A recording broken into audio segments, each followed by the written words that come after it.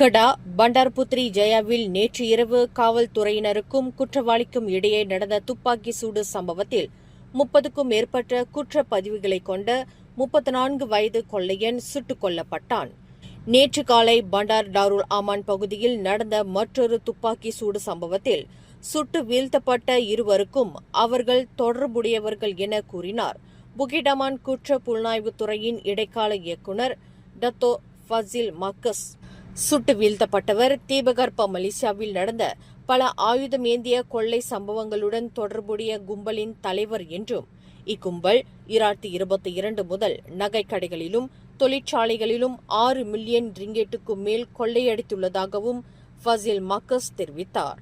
இந்த சம்பவம் தொடர்பில் ஒரு துப்பாக்கியும் பிற தடய பொருட்களும் கைப்பற்றப்பட்டுள்ளன.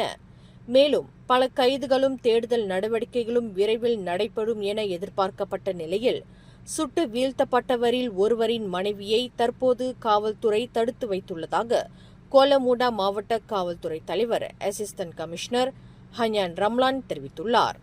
மேலும் அவரது வீட்டிலிருந்து ஒரு கை துப்பாக்கியும் கண்டறியப்பட்டு பறிமுதல் செய்யப்பட்டுள்ளது. 20 வயது மதிக்கத்தக்க அந்த பெண்மணியின் தடுப்பு காவல் வரும் ஜூலை 12ஆம் தேதி வரை 7 நாட்களுக்கு நீடிக்கும் என ஹன்யான் ரம்லான் குறிப்பிட்டார். மேலும் செய்திகளை தெரிந்து கொள்ள கீழே இருக்கும் பெல் பட்டனை அழுத்துங்கள். உங்கள் மகிழ்ச்சியை வெளிப்படுத்த லைக் மற்றும் ஷேர் செய்யுங்கள். தொடர்ந்து திசைகளோடு இணைந்திருக்க சப்ஸ்கிரைப் செய்யுங்கள்.